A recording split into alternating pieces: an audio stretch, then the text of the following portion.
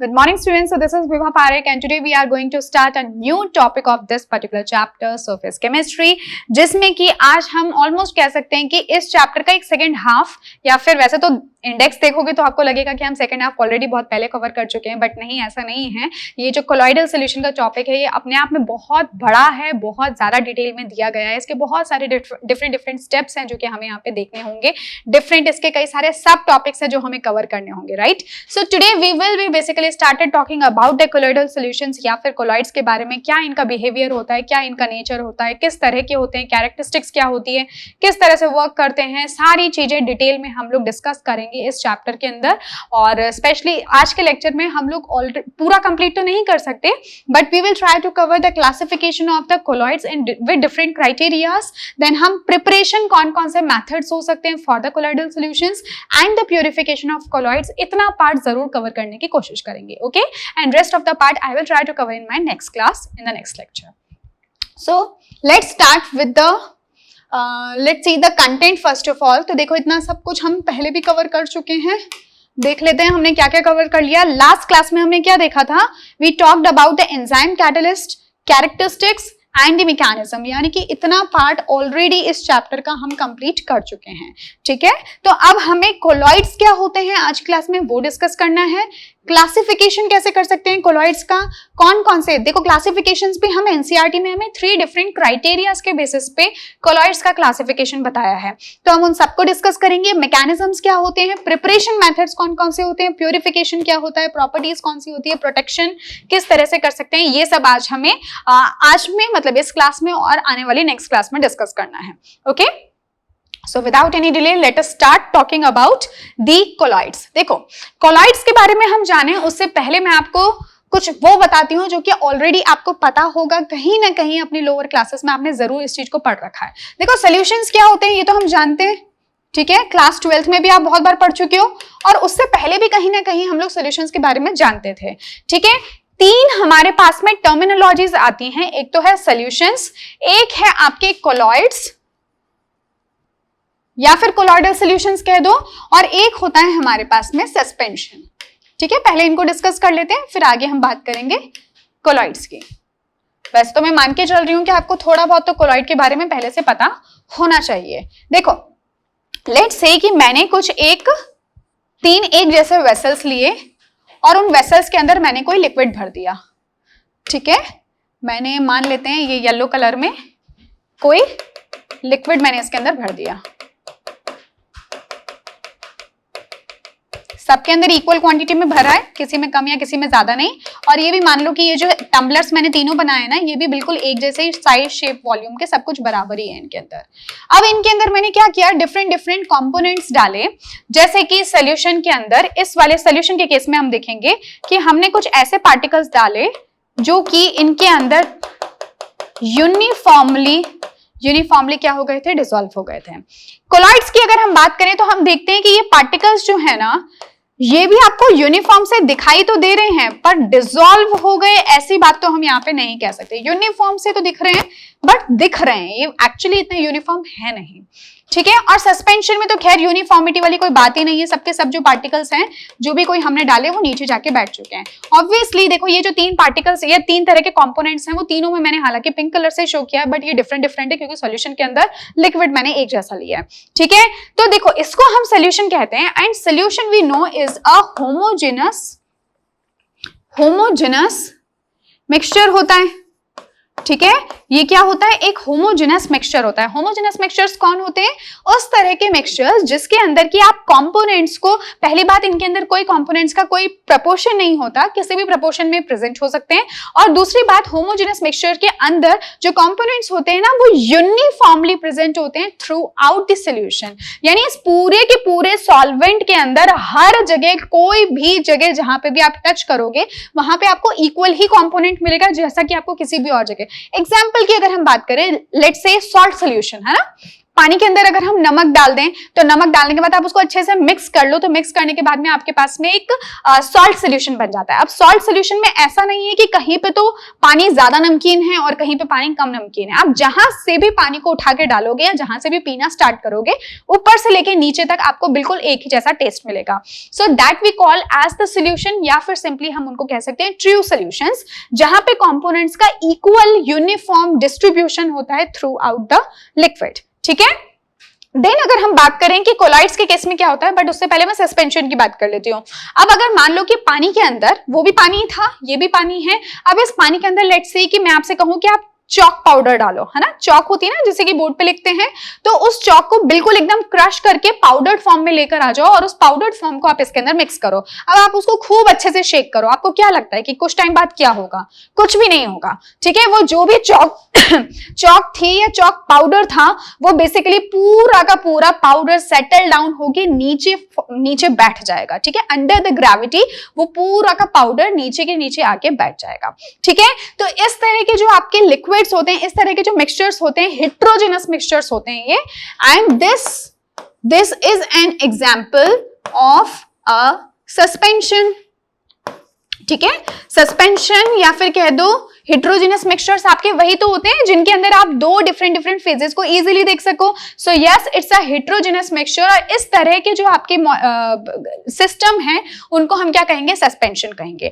अब इन दोनों के बीच की जो सिचुएशन होती है उसको हम कहते हैं कोलॉइडल सॉल्यूशन, या फिर सिंपली आप उनको कहते हो कोलॉइड्स। अब दोनों के बीच की क्या सिचुएशन हो सकती है? एक के अंदर तो हमने कहा कि पार्टिकल्स यूनिफॉर्मली डिस्ट्रीब्यूटेड हैं, और दूसरे के अंदर हमने कहा कि पार्टिकल्स जो है वो बिल्कुल सेटल डाउन हो चुके हैं।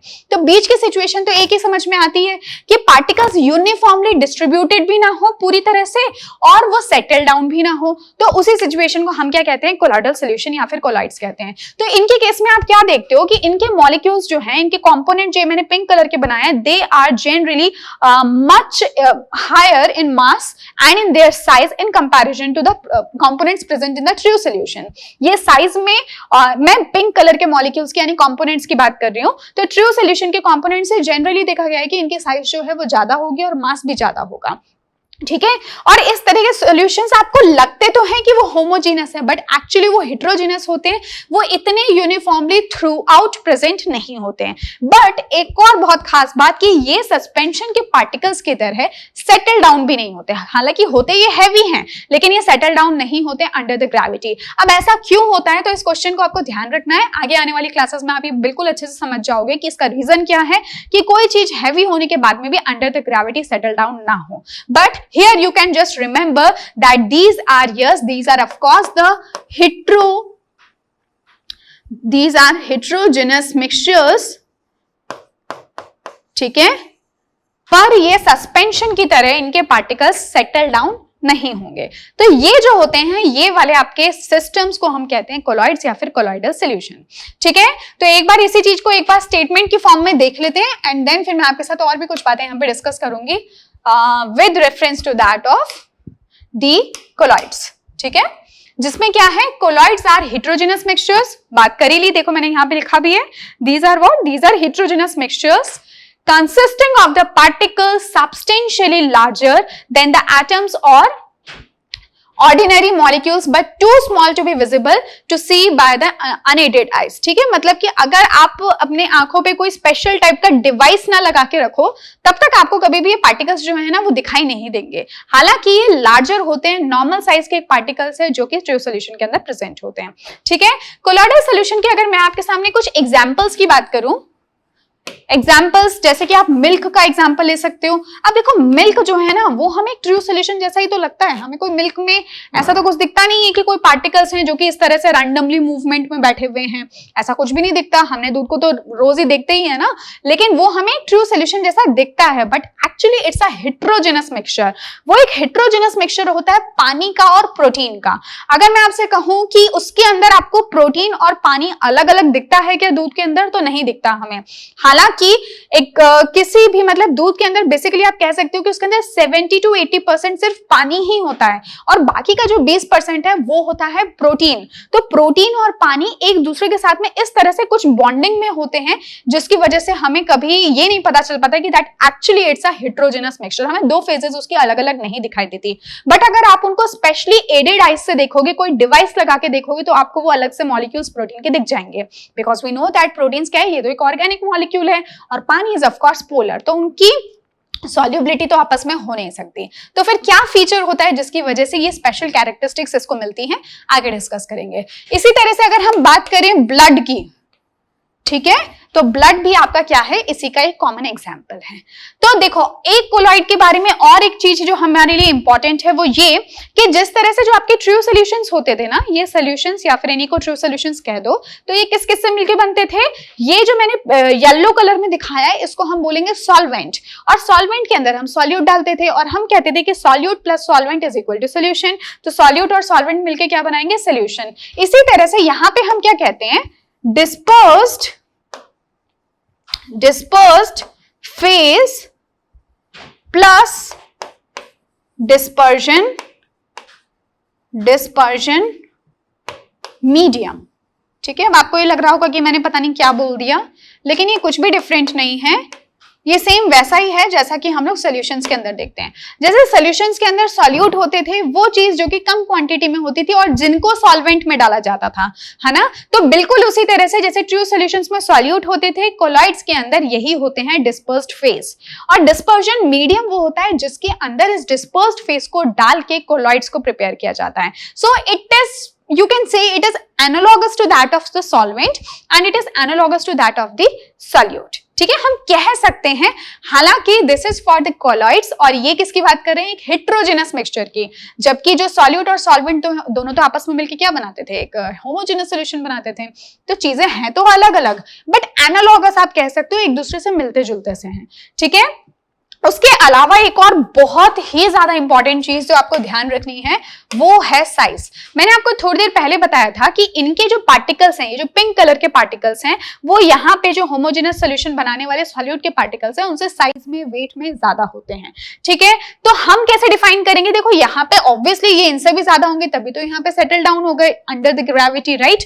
और भी कुछ फीचर्स में हो सकता है कि अलग होते हो, लेकिन ये सेटल डाउन नहीं होते। इसका चक्कर क्या है वो तो हम आगे डिस्कस करेंगे, लेकिन क्या और कोई तरीका है, क्या कोई रेंज है जो कि हम बता सकते हैं for the size of the colloidal particles. So yes, there is a range, वो है बेसिकली आपकी 1 to 1000 नैनोमीटर। ठीक है, यानी कि जो कोलॉइड्स के पार्टिकल्स हैं वो 1 से 1000 नैनोमीटर की रेंज में ही फॉल करते हैं। तो 1 से अगर वो कम होंगे, so we will call them as the solutions. तो मैं लिख देती हूं यहाँ पे 1 से 1000 नैनोमीटर की रेंज के ही होते हैं कोलॉइडल सॉल्यूशंस। क्लियर। और अगर वो 1 से भी कम हुए, जैसे कि अगर मैं इनके सॉल्यूशंस की बात करूं, अगर ये 1 नैनोमीटर से कम हुए तो ये सॉल्यूशंस फॉर्म कर देते हैं, और अगर ये 1000 नैनोमीटर से ज्यादा हुए, ठीक है, से ज्यादा हुए, तो ऐसे में ये क्या फॉर्म करेंगे, सस्पेंशन फॉर्म कर देंगे। क्लियर है। तो क्या हम ये भी कह सकते हैं कि एक ही तरह का कोई आपका कंपोनेंट वो किसी टाइम पे ट्रू सॉल्यूशन हो, किसी टाइम पे वही सस्पेंशन फॉर्म करे और किसी टाइम पे वही कोलॉइडल सॉल्यूशन फॉर्म करे? तो एक्चुअली यस, ठीक है, ऐसा हो सकता है कि कोई एक ही चीज एक टाइम पे ट्रू सॉल्यूशन बनाती हो, किसी और कॉन्सेंट्रेशन पे या किसी और सिचुएशन में वो कोलॉइडल सॉल्यूशन बनाती हो, और किसी और सिचुएशन में वही सस्पेंशन बना दे। तो ऐसा बिल्कुल हो सकता है अगर उनकी साइजेस में डिफरेंस आ जाए, उनके मॉलिक्यूल की साइज में, या फिर वो एक मैक्रो मॉलिक्यूल बना दें, कोई ट्रू सॉल्यूशन के पार्टिकल्स आपस में मिलकर एक बड़ा मैक्रो मॉलिक्यूल इस तरह का बना दें कि वो कोलॉइडल रीजन में फॉल करने लगे। So that will be called now as the colloid. और अगर वो बाद में जाके कोएगुलेट हो जाए, प्रेसिपिटेट फॉर्म कर दे, so in that case that will be called as the suspended particles or the suspension. Clear? तो ये एक अच्छा पॉइंट था जो कि आप यहां से ध्यान रख सकते हो। Okay. Now comes the another topic. What are the different types of the colloids? कौन कौन से टाइप होते हैं कोलॉइड्स के? तो देखो वैसे तो बहुत सारे तरीके हैं कोलॉइड के टाइप्स बताने के, but in our NCERT we are just been given with the 3 criteria. So the first one is based on the physical state of DP. देखो DP क्या है, आगे भी जब जब यूज होगा ये I will be using it as, जो डिस्पर्स्ड फेज है उसको हम डीपी बोलेंगे और डिस्पर्जन मीडियम को हम डीएम बोलेंगे, ठीक है। हालांकि मैं आपको साथ का साथ वहां पे ओरली वर्बली भी बताते जाऊंगी, बट स्टिल अगर कभी डीपी या डीएम लिखें तो फिर कंफ्यूज नहीं होना है। It is dispersed phase and the dispersion medium, जो कि दोनों मिलकर बनाते हैं कोलॉइड्स, ठीक है। तो फिजिकल स्टेट क्या है डिस्पर्स्ड फेज की और डिस्पर्जन मीडियम की, जिसमें dispersed phase is analogous to that of solute and this is analogous to that of solvent. Secondly, nature of interaction between the dispersion medium and dispersed phase होगा ये, ठीक है। ये होगा आपका dispersion medium and dispersed phase, यानी जो dispersion medium है और उसके डिस्पर्जन फेज में किस तरह का इंटरेक्शन है, तो उसको थोड़ा सा करेक्ट कर लेना है। This is not dispersion medium, it is dispersed phase, यानी डिस्पर्स्ड फेज और डिस्पर्जन मीडियम के बीच में किस तरह का इंटरेक्शन है। And thirdly, the particle size of the dispersed phase, dispersed phase के पार्टिकल्स का साइज क्या है, ठीक है। तो सबसे पहले अगर हम बात करें फिजिकल स्टेट के बेसिस पे, ओके तो देखो फिजिकल स्टेट के बेसिस पे अगर हम बात करें, physical state of dispersed phase and dispersion medium, पहले हम देख लेते हैं कि हमारे पास में कौन कौन सी पॉसिबिलिटीज हैं, ठीक है। देखो क्या हो सकता है कि आपका डिस्पर्जन मीडियम सॉल्वेंट जैसा होता है, तो हम सॉल्वेंट के रिस्पेक्ट में बात करना स्टार्ट करते हैं। तो देखो बेसिकली आपका जो डिस्पर्जन मीडियम है, आपको क्या लगता है उस हमारे पास क्या क्या चांसेस है कि वो क्या हो सकता है, वो सॉलिड हो सकता है ना, सॉलिड हो सकता है, वो लिक्विड भी तो हो सकता है और वो गैस भी हो सकता है, ठीक है। जो डिस्पर्जन मीडियम है यानी कि सॉल्वेंट है, वो सॉलिड हो सकता है, लिक्विड हो सकता है या फिर गैस हो सकता है, क्लियर। अगर मैं बात करूं डिस्पर्स्ड फेज की, तो डिस्पर्स्ड फेज का क्या हो सकता है, अगर ये सॉलिड है तो डिस्पर्स्ड फेज जिसको सॉलिड में डाला जाएगा वो सॉलिड हो सकता है, लिक्विड हो सकता है या फिर गैस हो सकता है, ठीक है। तो ये किसकी बात कर रही हूं, अब मैं बात कर रही हूं, मैं यहां पे कहीं लिख देती हूं, यहां पे लिख देती हूं, ठीक है। यहां पे मैं आपको डिस्पर्जन मीडियम के बारे में बात बता रही हूं। सो ये भी सॉलिड हो सकता है, लिक्विड हो सकता है और गैस हो सकता है। इसका मीनिंग क्या हुआ, when dispersion medium dispersed phase when dispersed phase is solid and this is being dissolved into solid, यानी solid in solid, liquid in solid, gas in solid, ये इसका मीनिंग हुआ, ठीक है। अब अगर डिस्पर्जन मीडियम मेरा लिक्विड है तो भी मेरे पास में तीन पॉसिबिलिटीज बनती हैं कि हो सकता है कि मेरा डिस्पर्स्ड फेज जो है वो सॉलिड हो, या हो सकता है कि लिक्विड हो, या फिर हो सकता है कि गैस हो, ठीक है। इसी तरह से अगर डिस्पर्जन मीडियम गैस है तो मेरे पास में कौन कौन सी पॉसिबिलिटीज बनती है, हो सकता है कि अगेन ये सॉलिड हो, ये लिक्विड हो। अब आपको क्या लगता है कि क्या गैस भी पॉसिबिलिटी हो सकती है, थोड़ा सोच के देखो। देखो गैस जो है वो पॉसिबिलिटी नहीं हो सकती, यानी गैस एंड गैस जो है, आपको पता है ना, जब हम लोग सॉल्यूशंस चैप्टर को पढ़ रहे थे तो मैंने आपको बताया था कि कोई भी गैस हो, अगर आप उसको किसी और गैस के साथ में रखोगे, इंटरमिक्स करोगे, always and always this is going to form a homogeneous mixture. वहां पे क्या बनने वाला है, होमोजेनस मिक्सचर। लेकिन कोलाइडल सॉल्यूशंस क्या होते हैं, देखो कोलाइडल सॉल्यूशंस तो हेटेरोजेनस मिक्सचर्स होते हैं। तो क्या गैस एंड गैस कभी भी कोई कोलाइडल सॉल्यूशन बना सकता है, नहीं, they will always be forming the true solutions, ठीक है। तो इसका मतलब गैस एंड गैस वाली पॉसिबिलिटी हमारी कैंसिल आउट हो जाती है। उसके अलावा ये सारी की सारी पॉसिबिलिटीज हैं जिनके अच्छे खासे एग्जाम्पल्स हमारे पास में फ्रॉम आवर डेली लाइफ भी मौजूद हैं, ठीक है। तो यहाँ पे मैं आपको एक टेबल डिस्कस करने वाली हूँ जो कि आपकी एनसीईआरटी में गिवन है, जो कि अच्छी खासी इंपॉर्टेंट है, ठीक है। अब थोड़ा सा इसमें क्या होता है ना कि याद करने में दिक्कत तो होती है, बट स्टिल आपसे कोई ऐसी चीज पूछ ली जाए एग्जाम में जो कि बिल्कुल एज इट इज आपकी बुक में गिवन हो, जिसपे आपने थोड़ी सी मेहनत की होती तो आपको मार्क्स मिल जाते, तो ऐसी चीज को मुझे नहीं लगता कि छोड़ना चाहिए। सो दैट्स व्हाई कि थोड़ी सी याद तो करने में दिक्कत होगी, बट स्टिल आपको इसको याद करना चाहिए। बट इससे पहले मैं आपको ये बता देती हूँ कि कोई भी जो आपका solid and solid, liquid and gas, इन सब के लिए ना कुछ स्पेशल नेम्स है। चलो जब हम टेबल डिस्कस करेंगे उसी में साथ साथ बता दूंगी, ठीक है। देखो यहाँ पे हमने कौन कौन सी कंडीशंस लिए डिस्पर्स्ड फेज के रिस्पेक्ट में। अब आपको देखो पता होना चाहिए, अब ध्यान होना चाहिए, डिस्पर्स्ड फेज कौन है, एनालॉगस टू सॉल्यूट। मैं यहाँ पे इसको सॉल्यूट लिखना नहीं चाहती क्योंकि अदरवाइज इसका मीनिंग गलत निकलेगा, बट यस आपको ध्यान रखना है, थोड़ी सोचने में दिक्कत हो तो यू कैन थिंक कि ये डिस्पर्स्ड फेज है जिसको जाके आप डिसॉल्व करोगे किसमें, डिस्पर्जन मीडियम के अंदर, ठीक है। Okay, so now let us first of all discuss about the solid in solid, यानी पहले हम किसकी बात करेंगे, डिस्पर्स्ड फेज के रेस्पेक्ट में हम बात कर रहे हैं, यानी कि पहले जब सारे के सारे डिस्पर्स्ड फेज यानी कि solute kind of a thing वो हमारी सॉलिड है। तो फर्स्ट टाइम जब आपने सॉलिड को सॉलिड में डिसॉल्व किया तो इस तरह के जो आपके कॉलॉइड्स बनते हैं उनको हम कहते हैं सॉलिड सोल। ठीक है, तो ये नाम बहुत इंपॉर्टेंट है, एग्जाम्पल्स भी इंपॉर्टेंट है, पर एग्जाम्पल से भी ज्यादा ये जो नाम है ना ये बहुत ज्यादा इंपॉर्टेंट है कि सॉलिड का सॉलिड में conversion is what, it is known as solid sol. ठीक है, सॉलिड का सॉलिड में conversion it is known as solid sol. और एग्जाम्पल कौन से होंगे, मतलब सॉलिड को आप सॉलिड के अंदर डाल रहे हो तो जैसे वो आपके जेमस्टोन्स वगैरह होते हैं ना, जो कि अंगूठी कई सारे लोग पहनते हैं, जेमस्टोन्स पहनते हैं ना, जिनको जो पत्थर, मूंगा और क्या रूबी और इस तरह की जो चीजें होती हैं, तो वो बेसिकली आपके इसके अंदर आते हैं। और जो आपकी कलर्ड ग्लासेस होती हैं, कई जगहों पे आपने देखा होगा होटल्स के अंदर या फिर रेस्टोरेंट्स में या कोई अच्छी अच्छी जो जगह होती है ना, वहां पे इस तरह की ग्लासेस बनी हुई होती है जिनके ऊपर कलरिंग मटीरियल टाइप का कुछ प्रेजेंट होता है, तो वो भी बेसिकली किसके एग्जांपल्स होते हैं, इन्हीं के जो आपके सॉलिड सोल होते हैं। सॉलिड को सॉलिड में डिसॉल्व किया जाता है। ठीक है, और डिसॉल्व मतलब कोलॉइडल सोल्यूशन बनाया जाता है, ना कि डिसॉल्व। डिसॉल्व करेंगे तो वो ट्रू सोल्यूशन बन जाएगा, सिर्फ उनको आपस में मिला के कोलॉइडल सोल्यूशन फॉर्म करते हैं। Clear? Then comes solid in liquid. जब सॉलिड को आपने लिक्विड में डिसॉल्व कर रखा हो तो उसको हम बोलते हैं सॉल। तो देखो सॉल याद करना तो बहुत आसान है, सॉलिड SOL यानी सॉलिड इन लिक्विड, याद हो जाएगा। अब देखो ये चीज यहां पे ध्यान रखनी है, जब भी डिस्पर्स्ड फेज आपका सॉलिड होता है तो हमेशा उसके जो नाम है उसमें कहीं ना कहीं सॉल वर्ड आता है। ठीक है, जब सॉलिड इन सॉलिड था तो सॉलिड सोल कह दिया, जब सॉलिड इन लिक्विड था तो सिर्फ सोल कह दिया। अब जब सॉलिड इन गैस होगा तो उसी को एरोसॉल कह देंगे, ये बताने के लिए कि यहाँ पे एयर या फिर सॉलिड गैस टाइप की किसी चीज की बात हो रही है।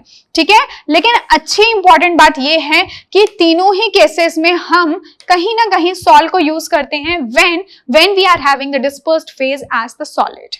ठीक है, एग्जाम्पल्स कौन से हो जाएंगे, अगर हम सॉलिड एंड लिक्विड की बात करें तो जो पेंट्स हम नॉर्मली अपने घरों में यूज करते हैं वो आपके सॉल्ट्स होते हैं। इसी तरह से सॉलिड एंड गैस की अगर हम बात करें तो जो स्मोक है, डस्ट है, वो सब इसके एग्जांपल हो जाएंगे, जिसमें कि सॉलिड प्रेजेंट होता है गैस के अंदर, है ना। स्मोक में भी तो क्या होता है, डस्ट पार्टिकल्स प्रेजेंट होते हैं, और ये डस्ट पार्टिकल्स कहाँ पे प्रेजेंट है, सॉलिड है, और डस्ट पार्टिकल्स कहाँ प्रेजेंट है, हवा में प्रेजेंट है। हवा की क्वांटिटी ज्यादा है, यानी डिस्पर्जन मीडियम आपका ज्यादा है, तो basically this is an example of a aerosol. ठीक है, next comes the liquid dispersed phase. अब नेक्स्ट है लिक्विड को जब आप सॉलिड के अंदर डिसॉल्व करते हो तो उसको हम जेल कहते हैं। ठीक है, जेल में कोई भी जेल टाइप की जो चीजें होती है, जैसे जो जेली हम खाते हैं, या जेल आजकल जो लोग सर में लगाते हैं, सिरम टाइप का होता है, राइट। तो वो सारी जो जेल वाली चीजें हैं, जेली टाइप की, और भी कौन से एग्जांपल है, जैसे कि चीज है, बटर है, so these are the examples of the gel. ठीक है, तो जेल का नाम आते ही तो समझ ही जाओगे ना कि जेल के एग्जांपल्स क्या हो सकते हैं। लिक्विड इन लिक्विड, अभी थोड़ी देर पहले मैंने आपको एग्जांपल किसका दिया था, ब्लड का दिया था और मिल्क का दिया था। तो ये मिल्क और ब्लड किसके एग्जांपल्स होते हैं, these are the examples of emulsions, क्योंकि मिल्क के अंदर क्या प्रेजेंट है, प्रोटीन प्रेजेंट है। प्रोटीन भी कौन सी फॉर्म में, लिक्विड फॉर्म में, और दूसरी कौन सा कंपोनेंट है, पानी, पानी भी लिक्विड है। तो लिक्विड एंड लिक्विड दोनों आपस में मिलकर जो कोलॉइडल सॉल्यूशन बनाते हैं उनको हमने एक स्पेशल नाम दिया है, and we call them as the emulsions. इसमें आपके मिल्क आ जाएंगे, जो हेयर क्रीम्स आती है ना, बालों को चमकाने के लिए जो क्रीम्स आती हैं, so that is also the example of it. Then comes liquid into gas. तो लिक्विड इन गैस, देखो अगेन यहाँ पे गैस आपका डिस्पर्जन मीडियम है, तो देखो वर्ड यूज हो रहा है एरोसॉल। ठीक है, तो ये चीज ध्यान रखोगे आप यहाँ पे। And example is what, liquid present हो गैस के अंदर। तो आ रहा है हमें समझ में, फॉग, है ना, फॉग होता है, मिस्ट होता है। तो जब भी सर्दियों में आप जो फॉग देखते हो, धुंध देखते हो, तो वो वाटर वेपर्स होते हैं, वाटर वेपर के पार्टिकल्स होते हैं जो कि हवा में प्रेजेंट होते हैं। हालांकि वाटर वेपर के पार्टिकल्स कम होते हैं in comparison to the air, gas के कंपैरिजन में कम होते हैं। So you can take this as the example of a aerosol of liquid in gas. Solid and gas को भी एरोसॉल ही कहते हैं, तो उससे कंफ्यूज नहीं होना है। ठीक है, ओके। एंड वो जो इंसेक्टिसाइड स्प्रेज वगैरह होते हैं ना, जो स्प्रे टाइप की, या परफ्यूम ले लो, डिओड्रेंट्स ले लो, so all of them are the examples of them. Okay, so the next one is what? So now comes the gas. देखो गैस अगर प्रेजेंट हो सॉलिड के अंदर तो इसका बड़ा अच्छा एग्जांपल है प्यूमिक स्टोन। प्यूमिक स्टोन आपने देखा होगा घरों के अंदर है ना, वो स्टोन्स रखे होते हैं जिससे कि टोल साफ करते हैं, एड़ी साफ करते हैं ना, वो बड़े हल्के हल्के से पत्थर होते हैं। तो वो जो है वो किसकी एग्जाम्पल है? Pumice stone. वो एग्जाम्पल होते हैं आपके किसके? सॉलिड सोल के, जिसमें गैस प्रेजेंट होती है सॉलिड के अंदर, जिसकी वजह से वो सॉलिड होते हुए वो इतना भारी नहीं होता, बहुत हल्के से पत्थर, दिखने में वो पत्थर जैसे होते हैं पर अंदर सिर्फ हवा होती है उनमें। So that's why they are very very light. ठीक है, इसी तरह से आपका जो फोम रबर होता है वो भी इसी का एग्जाम्पल है। देन कम्स, और इनको क्या कहते हैं? Solid sol. Then comes gas into liquid. तो देखो गैस एंड लिक्विड का तो बड़ा सिंपल सा एग्जाम्पल है फोम, है ना। जो फोम, कोई भी ऐसी चीज जो कि झाग बनाती है, जैसे सोप है, सोप की वजह से जो झाग बनता है, तो वो जो झाग है ना, that is an example of the foam. या फिर गैस एंड लिक्विड, लिक्विड ही ज्यादा प्रेजेंट होता है, पानी पानी तो ज्यादा होता है, और पानी के अंदर थोड़ा थोड़ा सा गैस भी प्रेजेंट होता है। ठीक है, तो ये फ्रोथ हो जाएगा, विप्ड क्रीम हो जाएगा, सोप लेदर हो जाएगा, शेविंग क्रीम्स होती है, ये सब इसके एग्जाम्पल होंगे। क्लियर? सो आई थिंक इसको हमने अच्छा खासा डिस्कस कर लिया है। अगेन इसको हो सकता है नामों को थोड़ा सा याद करने में दिक्कत हो, बट दिस इज इंपॉर्टेंट। इस तरह के क्वेश्चंस पहले भी पूछे गए हैं, आगे भी पूछे जाएंगे, और इस टेबल को याद ही कर लेना ज्यादा बेटर रहेगा, क्योंकि कोई चीज आपको एनसीईआरटी में एज इट इज गिवन हो और फिर उसको छोड़ के जाओ और बाद में दुखी हो तो कोई मतलब नहीं है, right? Okay, so now comes the second type of the colloid on the basis of second criteria. देखो फर्स्ट को तो हमने कंप्लीट कर लिया, फर्स्ट हो गया हमारा on the basis of the physical state of dispersion phase and dispersion medium. Then comes the nature of interaction between dispersion medium and dispersed phase, यानी कि जो डिस्पर्स्ड फेज और डिस्पर्जन मीडियम है उनके आपस में कैसे रिलेशन है, अच्छे हैं बुरे हैं, इंटरैक्शन कैसा है, ठीक है, उसके बेसिस पे। देखो वहां पे हम बात किसकी करते थे? ट्रू सॉल्यूशंस में सॉल्यूट और सॉल्वेंट की। तो हो सकता था कि कोई कभी कभी जो सॉल्यूट हो सॉल्वेंट में बड़ा इजीली डिसॉल्व हो जाए, और कभी कभी ये भी हो सकता था कि सॉल्यूट सॉल्वेंट में डिसॉल्व ही ना हो। ठीक है, जैसे कि मैंने आपको भी थोड़ी देर पहले जो चॉक पाउडर का एग्जांपल दिया था, तो बिल्कुल उसी तरह से यहाँ पे डिस्पर्स्ड फेज, ये भी गलत लिखा है, ये डिस्पर्शन मीडियम नहीं, डिस्पर्स्ड फेज होगा। डिस्पर्शन मीडियम का तो कोई मतलब ही नहीं बनता ना। डिस्पर्स्ड फेज और डिस्पर्शन मीडियम के बीच में क्या इंटरैक्शंस हैं? तो इंटरैक्शन दो ही हो सकते हैं, या तो अच्छे हो या फिर बुरे हो। ठीक है, अगर इंटरैक्शन अच्छे होते हैं तो उनको लायोफिलिक सोल्स कहते हैं, अगर इंटरैक्शन अच्छे नहीं है तो उनको लायोफोबिक सोल्स कहेंगे। ठीक है, इस तरह के नाम आपने पहले भी सुन रखे हैं। फिलिक का मतलब होता है लविंग, है ना। एफिनिटी होता है उसका मतलब। फिलिक वर्ड जब भी, जैसे अपन इलेक्ट्रोफिलिक बोलते थे ना, तो उसका मतलब क्या होता है? इलेक्ट्रॉन्स की एफिनिटी। न्यूक्लियोफिलिक का मतलब क्या होता है? न्यूक्लियस के लिए एफिनिटी। तो लायोफिलिक सोल्स का मतलब क्या हो गया? जब डिस्पर्स्ड फेज को डिस्पर्जन मीडियम की एफिनिटी हो। ठीक है, फोबिक का मतलब क्या होता है? डर, फियर होता है। तो इसका मतलब जब डिस्पर्स्ड फेज को फियर होता है किस चीज का? डिस्पर्जन मीडियम का, तो उसको, अब जिसको भी फियर होगा तो उसके पास तो कभी जाना पसंद नहीं करेगा। तो ऐसे में आपके जो लायोफोबिक सोल्स होते हैं ना, उसके अंदर आप देखोगे कि जो डिस्पर्स्ड फेज है वो जितना हो सके डिस्पर्जन मीडियम से दूर रहना पसंद करती है, जबकि लायोफिलिक सोल्स के अंदर आप देखोगे कि डिस्पर्स्ड फेज एक अच्छे कोऑर्डिनेशन में रहती है डिस्पर्जन मीडियम के साथ में। ठीक है, तो थोड़ा सा इसको और डिस्कस कर लेते हैं। इसके कुछ पॉइंट्स हैं जिनको कि हम फटाफट से देख लेते हैं। सबसे पहली बात कि चलो मैं आपको पहले इसको अलग से बता देती हूँ, अदरवाइज थोड़ा सा उससे कंफ्यूज हो जाओगे। देखो दो बातें हमने बोली, लायोफिलिक सॉल्स, और दूसरा मैंने आपको कहा लायोफोबिक सॉल्स। ठीक है, मीनिंग तो आप समझ ही चुके हो इनके। ठीक है, अब देखो पहले मैं पॉइंट्स अपने आप से आपको बता देती हूँ, देन हम उसको वहां पे डिस्कस कर लेंगे। देखो पहली बात जो हमें समझ में आई लायोफिलिक और लायोफोबिक के लिए, कि यहाँ पे डिस्पर्स्ड फेज को एफिनिटी होती है किसके साथ में? डिस्पर्जन मीडियम के साथ में। जबकि लायोफोबिक के केस में डिस्पर्स्ड फेज हैज नो और very little affinity with that of the dispersion medium. No affinity with dispersion medium। Clear? ये तो हो गया पहला पॉइंट। दूसरा पॉइंट ये हो गया, जब आप खुद सोचो कि डिस्पर्स्ड फेज को, मतलब डिस्पर्स्ड फेज तो एक तरीके से बहुत कम क्वांटिटी में प्रेजेंट होता है। अगर मान लो कि आपके घर में कोई गेस्ट आए और वो गेस्ट जो है वो बाद में कुछ टाइम बाद में होस्ट से ही परेशान हो जाए, होस्ट मतलब जो घर का मालिक है अगर उससे ही परेशान हो जाए, तो आपको क्या लगता है कि गेस्ट बहुत दिनों तक टिक पाएगा क्या? नहीं टिक पाएगा। इसका मतलब कि अगर कोई घर में गेस्ट आता है और उसको बहुत दिनों तक उस होस्ट के घर में रहना है, आपके घर में कोई आया है और उसको आपके घर में बहुत दिनों तक रहना है, तो उसको आपके साथ एक बना के चलना पड़ेगा, राइट? तो वही बात है, अगर डिस्पर्स्ड फेज डिस्पर्जन मीडियम है, वो तो थोड़ा सा ये डिस्पर्स्ड फेज तो डिस्पर्जन मीडियम में रहेगा, उसको डिस्पर्जन मीडियम के अंदर सर्वाइव करना है, सो दैट इज इंपॉर्टेंट कि वो उसके साथ में एक अच्छे रिलेशंस बना के रहे, राइट? तो यही चीज हम यहाँ पे देखते हैं। तो डिस्पर्स्ड फेज तो डिस्पर्जन मीडियम के अंदर अच्छा खासा स्टेबल है, कोई प्रॉब्लम नहीं है। लेकिन लायोफोबिक के केस में, क्योंकि डिस्पर्स्ड फेज को जिसके साथ में उसको रहना है उसके साथ में उसकी एफिनिटी ही नहीं है, तो स्टेबिलिटी ही नहीं होगी, right? So we can say that these kinds of colloids, ये हैं कौन? ये दोनों के दोनों कोलॉइड्स ही तो है। सो ये भी कोलॉइड है और ये भी कौन है? कोलॉइड है। सो यहाँ पे आप देखोगे कि जो कोलॉइड्स हैं वो स्टेबल होते हैं, ठीक है, अच्छी खासी स्टेबिलिटी होते हैं। जबकि अगर इनकी बात करें so these are not stable, unstable होते हैं। अनस्टेबल है यानी कि कुछ टाइम तक तो ठीक है, ये कोलॉइडल सॉल्यूशन में जैसे तैसे रह जाएंगे, पर जैसे ही इनको मौका मिलेगा ना, ये बिल्कुल अलग हट के अपना प्रेसिपिटेट बना लेंगे या कोएगुलेट हो जाएंगे, कुछ भी कर देंगे, राइट? लेकिन ये ज्यादा टाइम तक कोलॉइडल फॉर्म में एग्जिस्ट नहीं रहना पसंद करेंगे। अब कोई चीज अगर स्टेबल है, ठीक है, चीज स्टेबल है, अगर मान लो किसी तरह के ऐसे एजेंट्स हम वहां पे यूज करें जिसकी वजह से हम उनका जो कोलॉइडल सॉल्यूशन है उनको डिस्टर्ब कर दें, जैसे कि अगर हम लायोफिलिक के केस में ही देखें, ये अच्छे खासे स्टेबल थे, अच्छी खासी एफिनिटी थी, पर कुछ ऐसा हम यहाँ पे अप्लाई करें कि डिस्पर्स्ड फेज और डिस्पर्जन मीडियम को अलग कर दें, तो ऐसे में अगेन जब वो एक दूसरे के कॉन्टेक्ट में आएंगे, फिर से स्टेबल होने की वजह से वो फिर से एक कोलॉइडल सॉल्यूशन को फॉर्म कर देंगे, ठीक है?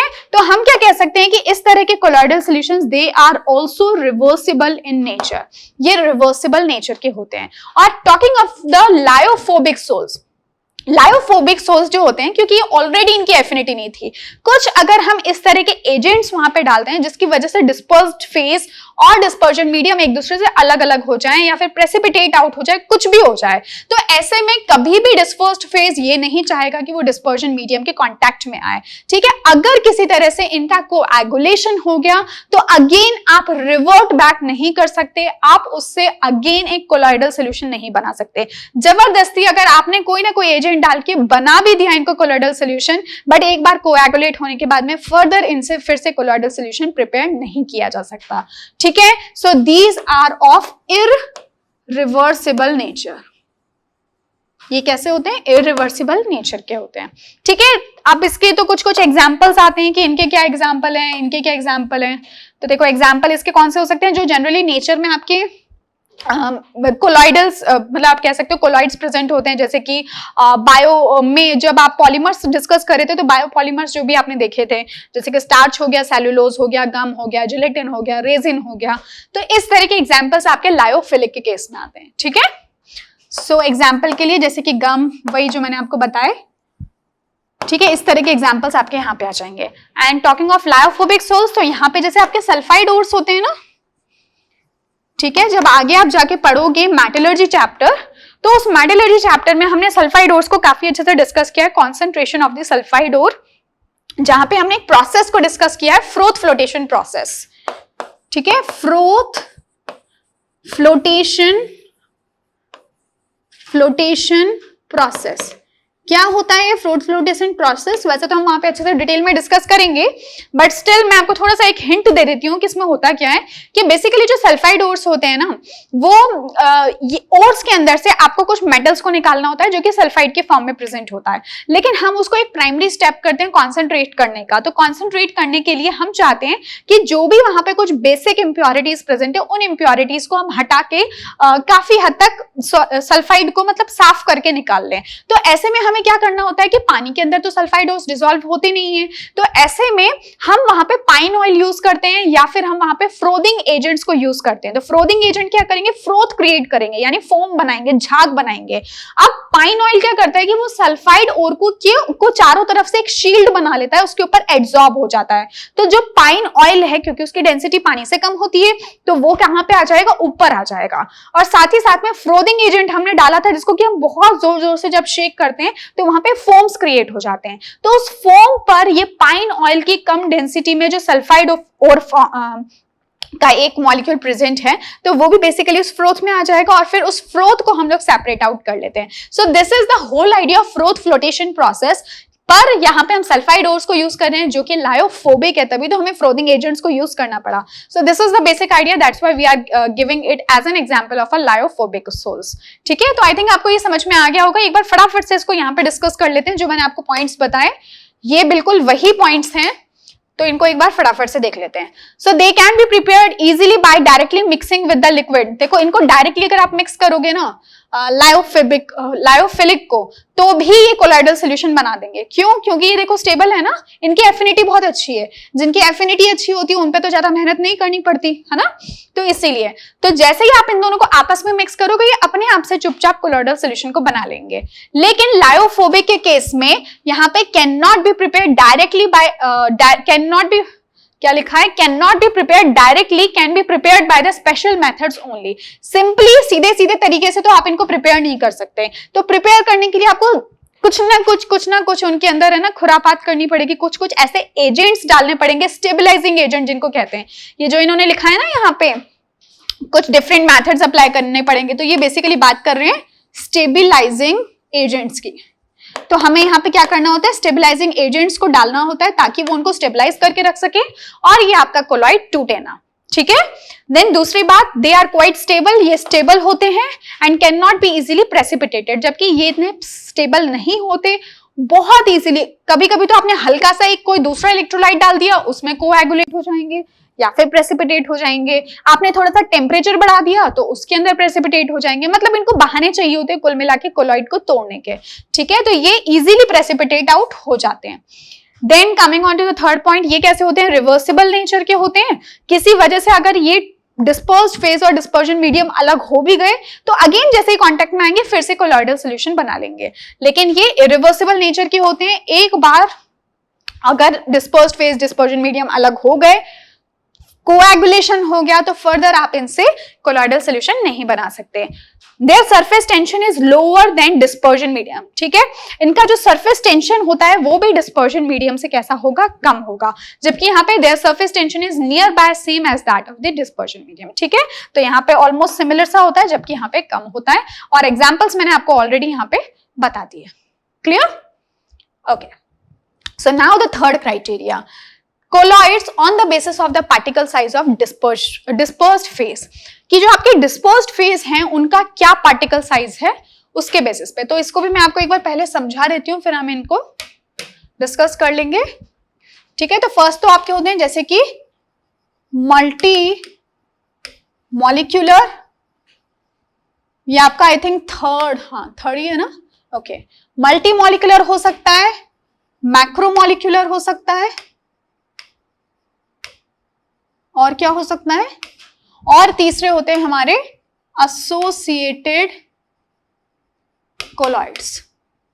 ठीक है, एक बार इनको फटाफट से देखते हैं। देखो मल्टी मॉलिक्यूलर का मतलब क्या होता है, जब बहुत सारे मॉलिक्यूल्स आपस में इकट्ठे होके कोलॉइड फॉर्म करें। देखो कोलॉइड फॉर्म करने के लिए अगेन याद करो मैंने आपको क्या बताया था, that they should fall in the range of 1 to 1000 nanometre. ठीक है, मतलब एक कोलॉइडल पार्टिकल की साइज जो है वो 1 से 1000, एक मॉलिक्यूल की साइज, ठीक है, 1 से 1000 नैनोमीटर के बीच में होनी चाहिए। या तो आप उसको एक मॉलिक्यूल कह दो या फिर आप उसको एक क्लम्प कह दो, आप कुछ भी कह दो, लेकिन वो जो एक एसोसिएटेड फॉर्म है, वो जो एक क्लम्पसी सा फॉर्म है, so that should be 1 to 1000 nanometre.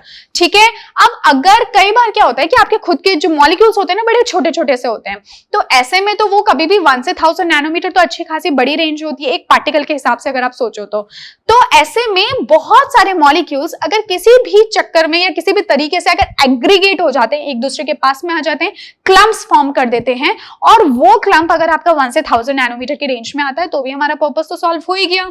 ठीक है, तो आप क्या देखते हो कि कई बार जो छोटे छोटे से मॉलिक्यूल्स हैं, छोटे छोटे से जो मॉलिक्यूल्स हैं वो क्या बना देते हैं, वो बनाते हैं एक कोलॉइडल पार्टिकल, मल्टी मॉलिक्यूलर। ठीक है,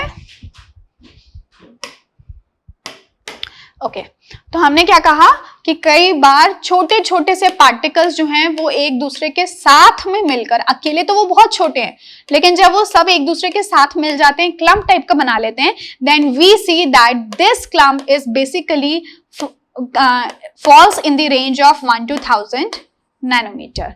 So now this clump or this multi-molecule is behaving like a colloid, क्योंकि कोलॉइडल साइज में आ चुका है ना, तो अब ये कोलॉइडल सोल्यूशन जो है वो फॉर्म कर रहा है। हम डिस्पर्स्ड फेज के रिस्पेक्ट में बात कर रहे हैं, ठीक है।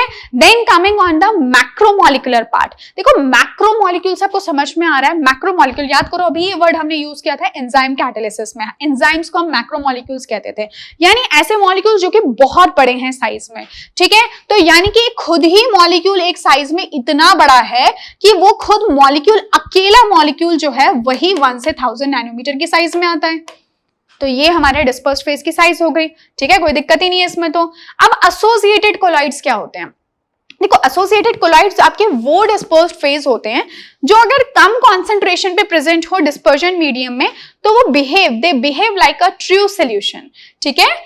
एसोसिएटेड कोलॉइड्स वो होते हैं जो कि लो कॉन्सेंट्रेशन में हो, देन दे बिहेव लाइक, ठीक है, एक तो लो कॉन्सेंट्रेशन लिख देती हूँ, एक मैं लिख देती हूँ हाई कॉन्सेंट्रेशन। तो अगर वो लो कॉन्सेंट्रेशन में हो then they behave like the true solution, ठीक है। तो हमें इस वाली कैटेगरी से तो कोई मतलब ही नहीं है, हमें मतलब किससे है? फिर हाई कॉन्सेंट्रेशन से। तो जब ये थोड़ी हाई कॉन्सेंट्रेशन में प्रेजेंट होते हैं, सिर्फ high concentration is not important, इसमें और भी 2-3 छोटी मोटी चीजें जो है वो बहुत मायने रखती हैं। वो है आपका CMC critical micelle concentration and the craft temperature, ठीक है। तो ये भी मैं यहाँ पे लिख देती हूँ CMC एंड क्राफ्ट टेम्परेचर, इसको T with a subscript of K, ठीक है। तो जब ये हाई कॉन्सेंट्रेशन पे प्रेजेंट होते हैं then they actually behave like the colloids या फिर कोलॉइडल सॉल्यूशन, ठीक है। अभी मुझे पूरा श्योर हूं कि ये आपको समझ में नहीं आया होगा, बट कोई बात नहीं, 1 से 1000 नैनोमीटर में अब ये फॉल करेंगे, ठीक है। तो इसका एक एग्जाम्पल लेते हैं, शायद उससे समझ में आ जाए। देखो जब कभी कपड़े वगैरह धोने के लिए हम लोग क्या करते हैं ना, सर्फ यूज करते हैं। तो बकेट, मान लो कि आपकी एक 20 लीटर 20 या 25 लीटर की बकेट है और उसके अंदर आपने थोड़ा सा सर्फ उसके अंदर ऐड किया। तो सिर्फ अगर आप बहुत ही थोड़ा सा सर्फ ऐड करोगे ना तो कुछ नहीं होने वाला, कोई झाग नहीं आएगा, कुछ नहीं होगा, कोई कपड़े तो धुलना दूर की बात है, उसके अंदर झाग भी नहीं आएगा थोड़ा सा भी। लेकिन जब हम थोड़ी सी और ज्यादा उसके अंदर, लेट्स से कि 20 से 25 की बकेट में मान लेते हैं कि आपने 1 स्पून थोड़ा सा उसके अंदर सर्फ डाला था, अब आपने क्या किया कि 1 स्पून की जगह पे आपने शायद 2 या 3 उस स्पून जो है वो आपने एक्स्ट्रा उसमें डाल दिए। तब आप ऐसे में देखते हो कि जब आप उसको थोड़ा सा शेक करोगे तो शेक करने पर उसमें कुछ झाग आना स्टार्ट होता है, ठीक है। तो ऐसे में उसकी एक कॉन्सेंट्रेशन होती है जिसको हम कहते हैं क्रिटिकल माइसल कॉन्सेंट्रेशन, यानी कि वो होते हैं आपके एग्जांपल्स ऑफ एसोसिएटेड कोलॉइड्स। जब वो फॉर्म नहीं क्रिएट कर रहे थे then they were behaving like a true solution. जब उन्होंने फॉर्म किया तो वो मिनिमम कॉन्सेंट्रेशन, एक रिक्विसाइट मिनिमम कॉन्सेंट्रेशन थी जिसके बाद में ही वो फॉर्म क्रिएट कर सकते थे। उस पर्टिकुलर कॉन्सेंट्रेशन को हम कहते हैं CMC यानी कि क्रिटिकल माइसल कॉन्सेंट्रेशन। और ये जो भी कुछ होता है ना एक सर्टेन टेम्परेचर पे होता है, उस टेम्परेचर को हम कहते हैं क्राफ्ट टेम्परेचर। यानी कि अगर आप बहुत ज्यादा टेम्परेचर इंक्रीज कर दोगे तो भी ऐसे में ये माइसल फॉर्मेशन नहीं हो पाएगा, और अगर टेम्परेचर बहुत लो होगा, पानी बहुत ज्यादा ठंडा होगा, तो भी उसमें आपका ये उस तरह का माइसल फॉर्मेशन नहीं हो पाएगा, ठीक है। तो ये कुछ रिक्वायरमेंट्स होती हैं and these are what we call as the associated colloids. तो यहाँ पे आप ये 2 जो टर्म्स हमने यूज किए इनको जरूर कहीं पे लिख सकते हो चाहे तो। सो दैट इज व्हाट CMC, जिसको हम कहते हैं क्रिटिकल माइसल कॉन्सेंट्रेशन, और क्रिटिकल माइसल कॉन्सेंट्रेशन का मतलब क्या हो गया? Minimum concentration above which micelle forms, है ना, ये बोल सकते हैं, या फिर कोलॉइडल सॉल्यूशन आपका बनता है बेसिकली।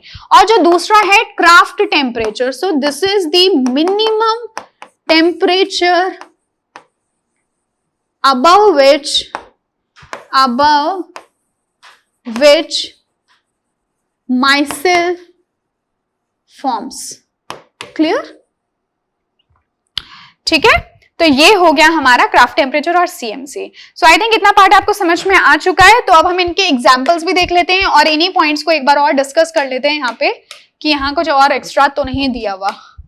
ठीक है, देखो फर्स्ट है आपका multi molecular colloids. So they are formed by aggregation of a large number of atoms और molecules which generally have a diameter less than 1 nanometre.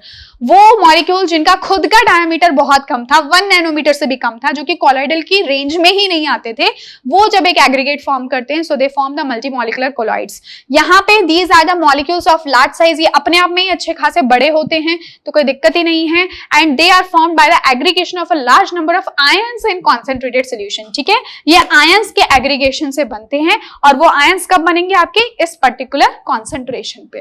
Clear? दूसरी बात, इसका एग्जाम्पल कौन है, जैसे कि गोल्ड का सोल या फिर सल्फर का सोल। अब जो सल्फर होता है ना, सल्फर S8 मॉलिक्यूल होता है, लेकिन वो S8 मॉलिक्यूल भी इतना है तो क्या यार, सिंगल एटम ही तो है। एक एटम कितनों के साथ मिला है, 8 एटम्स के साथ मिला है। आप खुद सोचो ना, एक एटम की साइज इतनी बड़ी थोड़ी होती है कि नैनोमीटर की रेंज में आ जाए। तो ऐसे में जब ये सल्फर के S8 मॉलिक्यूल्स बहुत सारे एक मिलकर एग्रीगेशन फॉर्म करते हैं, so in that case they will be forming a multi molecular, तब जाके वो एक कोलॉइड बनता है। इसी तरह से जो आपके पॉलीमर्स हो गए, रबर, नायलॉन, स्टार्च, ये सारे के सारे मैक्रो मॉलिक्यूल्स होते हैं, हम डिस्कस कर चुके हैं। और यहाँ पे सोप, सोल, ये मैंने आपको ऑलरेडी एग्जाम्पल दे दिया सोप का, माइसेल का। So this in this category. Their molecular mass are not very high. इनका मास obviously ना, क्योंकि तो एग्रीगेट, अगर मास ही बहुत ज्यादा होता तो फिर तो कहीं ना कहीं साइज भी हम मान के चल ही सकते थे कि ज्यादा होती, अगर डेंसिटी का प्रॉब्लम ना हो तो। ठीक है, they have high molecular masses, इनकी साइज भी ज्यादा होती है, मास भी ज्यादा होता है। and their molecular masses are generally high. ये भी कैसे होते हैं, हाई होते हैं। जब मैं आपको आगे थोड़ा सा माइसेल के बारे में बताऊंगी तो आपको पता चल जाएगा। देयर एटम्स और molecules are held together by, इनके जो वेंडर वॉल फोर्सेज होते हैं ना, इनके बीच में बहुत वीक होते हैं। यहाँ पे ऑब्वियसली वेंडर वॉल फोर्सेज जो हैं वो कंपैरेटिवली कैसे होंगे, स्ट्रॉन्गर होंगे। Higher is the concentration, greater are the van der Waals forces. ठीक है, तो यहाँ पे भी वेंडर वॉल फोर्सेज डिपेंड करते हैं कॉन्सेंट्रेशन कितना है उसके ऊपर। क्लियर? ओके, अब देखो ये क्या है, ये मैंने आपको ऑलरेडी बता दिया, सीएमसी और क्राफ्ट टेम्परेचर। और यहाँ पे आपका बेसिकली है mechanism of the myself formation. देखो वैसे तो आप लोग ऑलरेडी इसको पढ़ चुके हो, बट एक बार शॉर्ट में मैं आपको बता देती हूँ कि क्या होता है। देखो जब भी आपको माइसेल की बात हम करते हैं ना, तो माइसेल जो है वो बेसिकली आपका क्या होता है कि जैसे लेट्स से कि अगर कोई क्लॉथ है जिसके ऊपर कुछ ग्रीस लग गया है, कुछ ऑयल जैसा कुछ लग गया है। ठीक है, जैसे आप कहीं किसी पार्टी में गए और उस पार्टी में कुछ आपने खाते खाते अपने ऊपर गिरा लिया, कुछ ग्रीसी, कुछ ऑयली टाइप का कुछ उसके ऊपर लग चुका है, तो हम क्या करते हैं, सिंपली आप उसको पानी से कितना ही रगड़ोगे ना, कुछ नहीं होने वाला। लेकिन ऐसे में अगर हम थोड़ा सा उस पर सोप लगा लेते हैं या फिर डिटर्जेंट यूज कर लेते हैं, तो काफी हद तक उसका कलर जो है वो फेड हो जाता है और कई बार पूरी तरह से निकल जाता है, अगर आप टाइमली कर लो तो। ठीक है, तो जैसे ये है ना, तो यहाँ पे बेसिकली हम किसको यूज करते हैं, डिटर्जेंट या फिर सोप्स को। तो हालांकि इन दोनों के जो फॉर्मूलाज हैं उसमें तो डिफरेंस होता है, बट फिर भी एक चीज दोनों के अंदर कॉमन है कि इनके अंदर एक पार्ट हाइड्रोफोबिक होता है और दूसरा पार्ट हाइड्रोफिलिक होता है। ठीक है, यानी कि ये जो आप देख रहे हो long form of carbon chain है और ये कुछ आपका हाइड्रोफिलिक टाइप का पोर्शन होता है। ठीक है, तो बेसिकली लेट्स से कि अगर आपकी कोई ड्रेस है, ठीक है, कुछ भी ऐसी कुछ ड्रेस है ये आपकी, तो इस ड्रेस पे मान लो कि क्या लग गया, ग्रीस लग गया। तो उस ग्रीस को, जैसा कि मैंने आपसे कहा, वैसे तो कितना भी धोगे कुछ नहीं होने वाला, लेकिन अगर आप उसको थोड़ा सा रगड़ दो, ये ग्रीस लगा हुआ है ना, अगर आप इसको क्या करोगे, थोड़ा सा रगड़ोगे, किससे, सोप से या डिटर्जेंट से, और फिर पानी से इसको वॉश आउट कर लोगे, तो आपका काम जो है वो हो सकता है। तो हम क्या करते हैं कि यहाँ पे कुछ सोप ऐड करते हैं। ठीक है, और सोप ऐड करने से होगा क्या कि उसके अंदर कुछ इस तरह का स्ट्रक्चर होता है। तो बेसिकली जो भी पूरी पिक्चर है मैं आपको दिखा देती हूँ कि ये आपका ग्रीस था। ठीक है, अब थोड़ा सा बाहर निकल के देखते हैं। So this was actually the grease. और ग्रीस कैसा होता है, हाइड्रोफिलिक होता है कि हाइड्रोफोबिक होता है? ऑफ कोर्स हाइड्रोफोबिक होता है, ऑर्गेनिक मॉलिक्यूल है ना, तो फिर ये तो हाइड्रोफोबिक होगा। और ये जो इसका पोर्शन है, ये long chain of hydrocarbon, so this is hydrophobic है, और ये क्या है, हाइड्रोफिलिक है। हाइड्रोफिलिक इसको इसलिए बोल रहे हैं क्योंकि यहाँ पे आपके कुछ आयंस वगैरह प्रेजेंट होंगे, आयनिक थोड़ा सा पोलर नेचर होगा इधर। ठीक है, इसलिए हमने इसको हाइड्रोफोबिक या हाइड्रोफिलिक बोला। अब क्या होता है कि ये जो सोप का मॉलिक्यूल है, व्हाइट कलर से दिखा देते हैं। ठीक है, अब आप खुद सोचो कि polar attracts polar, non polar attracts non polar, ये छोटा सा फिनोमिना हम लोग जानते हैं।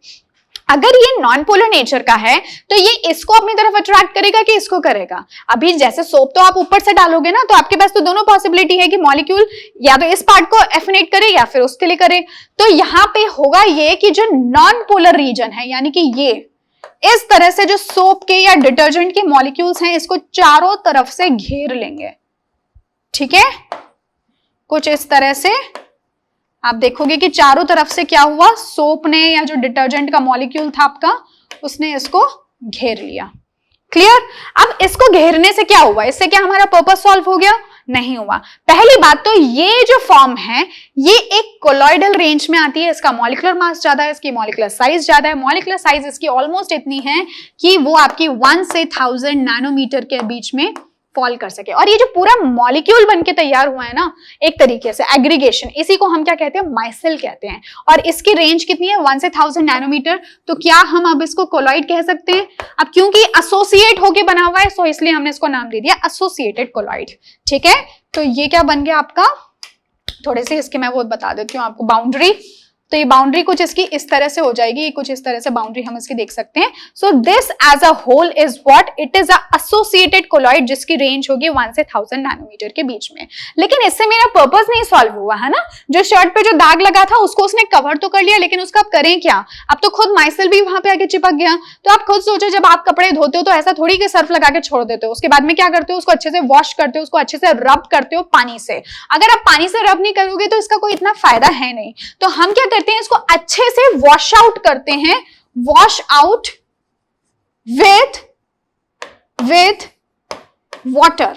ठीक है, हम अच्छे से वाटर के साथ में वॉश आउट करते हैं, प्लस हम क्या करते हैं, थोड़ा सा रबिंग भी करते हैं, थोड़ा सा उसको स्क्रब करते हैं, थोड़ा सा रब करते हैं। तो उससे होगा क्या कि जो पानी के पार्टिकल्स होते हैं ना वो हैं पोलर नेचर के। ठीक है, उसके लिए कोई अलग सा कलर ये ले लेती हूँ।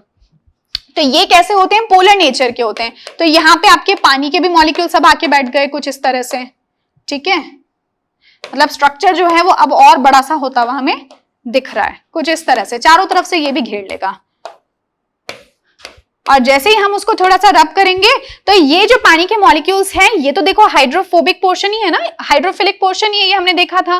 तो हाइड्रोफिलिक और इनके बीच में तो अट्रैक्शन हो सकता है। तो जैसे ही हम थोड़ा रब करेंगे तो पानी के साथ साथ में ये जो मॉलिक्यूल्स हैं वो भी खींचे चले आएंगे। और इनके साथ क्या जुड़ा हुआ है, ये ग्रीस का मॉलिक्यूल, तो ये भी खींचा चला आएगा। तो कुल मिला के आप देखोगे कि जो भी आपका ड्रेस था जिसपे ग्रीस लग गई थी वो बेसिकली अब थोड़ा सा पहले से उसके अंदर जो ग्रीस है वो थोड़ी सी कम हो चुकी है। ठीक है, तो ये कुछ एक पूरा का पूरा फिनोमिना रहता है। सो आई होप कि आपको ये समझ में आ गया होगा। Now let's move on to the another very important part which is the preparation of the colloids. Colloids को हम बना किस तरह से सकते हैं, क्या कोई तरीका है कि हम कोलॉइड्स को खुद से बना सकें? तो हाँ, यहाँ पे कई सारे मेथड्स होते हैं, जैसे कि केमिकल मेथड, जैसे कि इलेक्ट्रिकल डिसइंटीग्रेशन या फिर ब्रेडिग्जाक मेथड या फिर पेप्टाइजेशन मेथड। ठीक है, केमिकल मेथड्स में हम 4 डिफरेंट मेथड्स की बात करेंगे, double decomposition, hydrolysis, then oxidation and reduction methods. Chemical reaction से यहाँ पे बड़ी सिंपल सी जो कि आपके एनसीईआरटी में गिवन है तो उसको देख लेंगे। देन इलेक्ट्रिकल डिसइंटीग्रेशन में आपको समझ में ही आ रहा है कि इलेक्ट्रिसिटी को हेल्प लेकर हम कुछ करेंगे। And then the peptization method. So let us first of all see the chemical methods। देखो सिंपल सी केमिकल रिएक्शंस हैं, बस इसमें खास बात ये है कि जो आपके प्रोडक्ट फॉर्म होंगे उनकी साइज कुछ इस तरह की होगी कि वो कोलॉइडल सॉल्यूशन फॉर्म करती हो। ठीक है, जैसे कि ये आपका है AS2O3, आर्सेनिक है, आर्सेनिक का ऑक्साइड है जिसको हमने H2S के साथ ट्रीट किया तो डबल डिकम्पोजिशन हुआ, इसका भी डिकम्पोजिशन हो गया, इसका भी डिकम्पोजिशन हो गया और जाके हमें क्या मिला, AS2S3। ठीक है, आर्सेनिक सल्फाइड। अब ये जो आर्सेनिक सल्फाइड है ना ये अच्छा खासा बड़ा सोल होता है, अच्छा खासा बड़ा मॉलिक्यूल होता है जो कि कोलॉइडल रेंज में फॉल करता है। तो इस वजह से इसकी साइज कितनी हो जाएगी, जितने भी यहाँ पे हम आपको वो दिखाएंगे, so that is all falls in the range of 1 to 1000 nanometer। ठीक है, तो ये आपके कोलॉइडल रेंज का है। तो इस वजह से ये सिंपल सी आपकी रिएक्शन ही है, सिंपल रिएक्शन, बट जो मॉलिक्यूल यहाँ पे प्रोडक्ट फॉर्म हो रहा है वो कोलॉइडल रेंज में फॉल कर रहा है। इस वजह से हमने इसको क्या कह दिया, this is one of the method to prepare colloids. इसी तरह से सल्फर डाइऑक्साइड और H2S का आप ट्रीट कराते हो, इसका ऑक्सीडेशन, ऑक्सीडेशन किसका होगा, देखो सल्फाइड का। सल्फाइड के ऊपर क्या चार्ज है, 2- चार्ज। यहाँ पे सिर्फ सल्फर रह गया तो इसके ऊपर चार्ज कितना हो गया, 0। तो उसका क्या हो गया, सल्फर का ऑक्सीडेशन। इसी तरह से ऑरिक क्लोराइड होता है, यानी कि गोल्ड का क्लोराइड। गोल्ड के क्लोराइड को अगर हम फॉर्मल्डिहाइड और पानी के साथ में ट्रीट करें, उसका रिडक्शन करवा दे, तो ये देखो रिड्यूस हो गया किसमें, गोल्ड के अंदर। अभी थोड़ी देर पहले मैंने आपके साथ ये डिस्कस किया था कि ये जो गोल्ड होता है, अकेला गोल्ड का जो एटम है वो तो इतना बड़ा नहीं होता कि वो कोलॉइड हो। तो फिर हमने यहाँ पे इसको ऐसा क्यों लिखा, क्योंकि गोल्ड के बहुत सारे इस तरह से एटम्स मिलकर क्या बना देते हैं, मल्टी मॉलिक्यूलर कोलॉइड। याद करो, अभी तो बात की थी ये वाला मल्टी मॉलिक्यूलर। आप यहाँ पे ये देख सकते हो कि ये हर एक जो एटम है वो गोल्ड का है, और ये पूरा का पूरा मिलकर क्या बन गया, एक गोल्ड का सोल बन गया। ठीक है, तो इस तरह से आपका गोल्ड का सोल बनता है। अगेन ये भी आपका एक कोलॉइड है, और ये भी गोल्ड का आपका एक कोलॉइड है, यानी कि अब इसकी साइज क्या होगी, एक मल्टी मॉलिक्यूलर कोलॉइड। आप लिखना चाहो तो ये भी मल्टी मॉलिक्यूलर कोलॉइड है, ये भी मल्टी मॉलिक्यूलर कोलॉइड है। ठीक है, ओके। Then comes FeCl3। अगर इसका हाइड्रोलिसिस कर दें तो FeOH3 बनता है, ये भी आपका एक कोलॉइड होता है, जिसके बारे में हम आगे भी बात करेंगे। ठीक है, तो ये आपके कुछ एग्जांपल्स हैं, और सबके सब 1 to 1000 नैनोमीटर के रेंज में ही फॉल करते हैं। ठीक है, तो ये कुछ आपके सिंपल सी रिएक्शंस थी, इतना कुछ डिफिकल्ट इसमें था नहीं शायद। तो so now after that let us move on to the other part which is electrical disintegration और ब्रेडिग्जाक मेथड। क्या होता है ये इलेक्ट्रिकल डिसइंटीग्रेशन? देखो ऐसा कुछ फिगर होता है आपका इसका। तो इसमें हम क्या करते हैं ना, एक सेटअप में आपको पहले ऑलरेडी थोड़ा सा समझा देती हूँ। इसके अंदर हम कुछ इस तरह का वेसल लेते हैं, और यहाँ पे इस पूरे में हम आइस को फिल कर देते हैं। ये आपका एक वेसल है जिसमें कि बाहर हमने एक लेयर लगा दी, किसकी, आइस की, उसको ठंडा करने के हिसाब से। ठीक है, अब इसके अंदर हमने डाल दिया हमारे डिस्पर्शन मीडियम को। तो ये मैंने इसके अंदर डिस्पर्शन मीडियम, देखो आप कोलॉइड बनाना चाहते हो तो इसका मतलब आपको डिस्पर्शन मीडियम भी रखना पड़ेगा और डिस्पर्स्ड फेज का कोई सोर्स भी रखना पड़ेगा। ठीक है, तो ये मैंने डाल दिया डिस्पर्शन मीडियम। अब मेरे को जिस भी मेटल कोलॉइड को फॉर्म करना है, ये जो ब्रेडिग्जाक मेथड होता है ना, सिर्फ मेटल कोलॉइड्स को फॉर्म करने के लिए होता है। तो जिस भी मेटल का मुझे कोलॉइड फॉर्म करना है उसका मेरे को रॉड लेना होगा, एक इलेक्ट्रोड लेना होगा। तो ये मैंने ले लिया पॉजिटिव और नेगेटिव इलेक्ट्रोड्स। तो मैं इसको कह देती हूँ ये पॉजिटिव टर्मिनल से कनेक्टेड है, ये नेगेटिव टर्मिनल से कनेक्टेड है, और ये कुछ इस तरह से मान लो मैंने लगा दिया। क्लियर? तो ये पूरी की पूरी आपकी पिक्चर रहती है ब्रेडिग्जाक मेथड में। अब होता क्या है, जैसे ही इलेक्ट्रिकल सप्लाई यहां पर होगी, ये किसके लिए है, first of all to form the metal colloids. Metal colloids को फॉर्म करने के लिए होता है। तो जैसे ही यहाँ पे इलेक्ट्रिसिटी सप्लाई होती है, तो ये जो मेटल की इलेक्ट्रोड्स हैं, है ना, जो कि आपका डिस्पर्स्ड फेज है, वो क्या करेंगे कि वो धीरे धीरे एक स्पार्क यहाँ पे जनरेट होता है, मतलब एक स्पार्क दिया जाता है, बहुत हाई अमाउंट में टेम्परेचर देते हैं। ठीक है, तो वेरी हाई टेम्परेचर दिया जाता है, जिसको कि आप स्पार्क कह सकते हो। तो उस स्पार्क से इतनी ज्यादा हीटिंग होती है, बहुत ज्यादा, मतलब हीटिंग हो जाती है इससे। तो इतनी ज्यादा हीटिंग होती है कि इसकी वजह से होता क्या है कि जो आपका मेटल रॉड है वो मेल्ट हो जाता है, और मेल्ट होके ये वेपर में कन्वर्ट हो जाता है। ठीक है, ये सारी चीजें होती हैं जब इतनी ज्यादा हीट इस मेटल रॉड को मिलती है। अब जैसे ही वेपर में कन्वर्ट हो जाता है, तो ये वेपर्स फिर किसके कांटेक्ट में आते हैं, डिस्पर्जन मीडियम के कांटेक्ट में आते हैं, और डिस्पर्जन मीडियम हो रखा है बहुत ज्यादा ठंडा बिकॉज ऑफ दिस आइस। ठीक है, तो ये वेपर्स जैसे ही डिस्पर्जन मीडियम के कांटेक्ट में आते हैं, जो कि काफी ज्यादा कूल है, तो ये वेपर्स यहाँ पे आके कंडेंस हो जाते हैं। वेपर्स क्या हो जाते हैं, कंडेंस हो जाते हैं। और कंडेंसेशन होने के बाद में जो हमें मॉलिक्यूल मिलता है, या जो पार्टिकल मिलता है, मॉलिक्यूल से अच्छा मैं पार्टिकल लिख देती हूं। अब जो हमें पार्टिकल्स मिलते हैं वो आपके किस रेंज में फॉल करते हैं, 1 से 1000 नैनोमीटर के, यानी कि अब वो क्या बन चुके हैं, कोलॉइड। ठीक है, वो क्या बन चुके हैं, कोलॉइड्स। ठीक है, समझ गए हम ये पूरा का पूरा मेथड। तो इस मेथड को हम लोग क्या कहते हैं, ब्रेडिग्जाक मेथड कहते हैं। और इसमें हमने क्या किया, हमने मेटल के कोलॉइड्स को फॉर्म किया। क्लियर? और इसी को हम कहते हैं इलेक्ट्रिकल डिसइंटीग्रेशन मेथड, क्योंकि आप इलेक्ट्रिसिटी के प्रेजेंट में डिसइंटीग्रेट कर रहे हो मेटल को उसके लिक्विड फॉर्म में, देन उसके वेपर फॉर्म में, और वेपर फॉर्म को आप कंडेंस करवा रहे हो। इसी को ब्रेडिग्जाक मेथड भी कहते हैं। बिल्कुल आप चाहे तो इसको वापस से देख सकते हो। ठीक है, बिल्कुल सेम वही पिक्चर है, एक बार इसको देख लेना। इंपॉर्टेंट जो पॉइंट है वो ये, that it is used for metal colloid preparation. और जैसे ही हम वर्ड यूज करते हैं कोलॉइड, तो पहली चीज जो मेरे दिमाग में आनी चाहिए वो है इसकी साइज, जो कि फॉल करेगी 1 से 1000 नैनोमीटर के बीच में। ठीक है, अगर यहाँ पे बात करें कौन कौन से 2 या 3 इंपॉर्टेंट स्टेप्स हुए हैं, तो पहला जो इंपॉर्टेंट स्टेप यहाँ पे होता है वो है आपका जैसे ये हमने देखा ना, एक तो आपका कंडेंसेशन हो गया। Okay, so condensation is one of the method, या फिर आप कह दो पहले तो इसका डिस्पर्जन हो गया। डिस्पर्जन कैसे, जो वेपर्स हैं वो कहां पे आ गए, डिस्पर्जन मीडियम में आ गए। और दूसरा हो गया वेपर्स का कंडेंसेशन, और कंडेंसेशन होते ही क्या बन गया हमारे पास, कोलॉइडल सॉल्यूशन। तो ये 2 इसके कुछ इंपॉर्टेंट स्टेप्स हैं। ये वाला पार्ट आप देख रहे हो ना, पहले तो इवेपोरेशन हुआ, हीटिंग की वजह से इवेपोरेशन हो गया, इवेपोरेशन के बाद में आप देख रहे हो डिस्पर्जन हो गया, और डिस्पर्जन के बाद में कंडेंसेशन। डिस्पर्जन मैंने दिखाया नहीं है, डिस्पर्जन का मतलब है कि वेपर्स का डिस्पर्जन मीडियम के अंदर आना।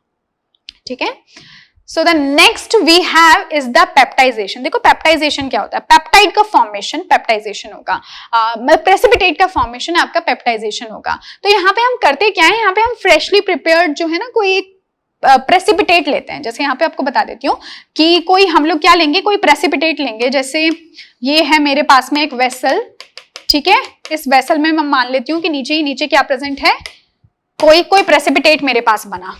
ठीक है, प्रेसिपिटेट कैसा होना चाहिए, फ्रेशली प्रिपेयर्ड, बिल्कुल अभी अभी बना हो, फ्रेशली प्रिपेयर्ड प्रेसिपिटेट।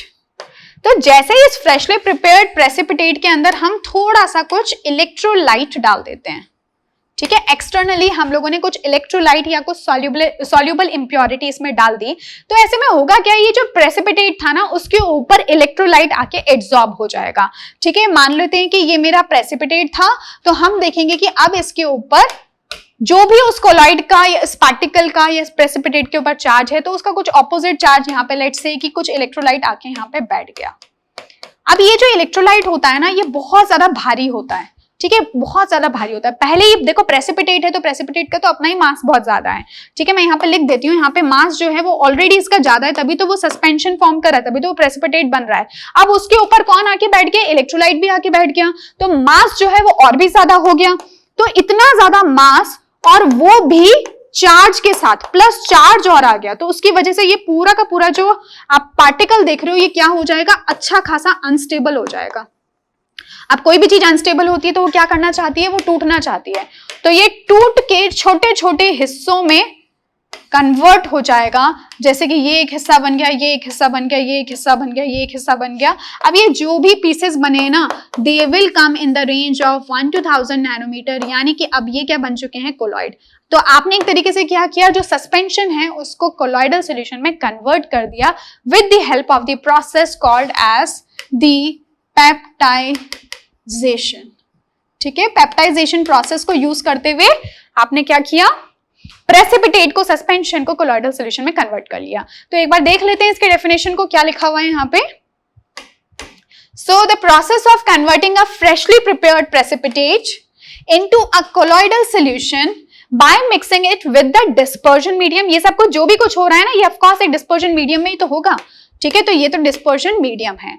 तो in the dispersion medium in presence of a electrolyte. ठीक है, एक इलेक्ट्रोलाइट के प्रेजेंस में, ये इलेक्ट्रोलाइट बहुत स्पेसिफिक होता है, कोई भी इलेक्ट्रोलाइट नहीं ले सकते हो, और एक सर्टेन क्वांटिटी में हमें लेना होता है ताकि हम उसको कोलॉइड में कन्वर्ट कर सकें। ठीक है, इसी पॉइंट पे मैं आपको एक बात और बता देती हूँ कि जो आपके कोलॉइड्स होते हैं उनके ऊपर हमेशा कुछ ना कुछ चार्जेस प्रेजेंट होते हैं, यानी कि colloids are the charge species. Colloids are charged species due to little amount of specific electrolytes present on them। ठीक है, तो ये है आपके, ये बस एक पॉइंट है जो कि आपको पता होना चाहिए। आगे जब जाके हम फीचर्स ऑफ कोलॉइड्स पढ़ेंगे तो वहां पे बहुत काम आएगा। ठीक है, so this is what we call as the precipitation process. Now comes the another topic which is what, purification of colloid, जिसकी अभी हम थोड़ी देर में बात करते हैं।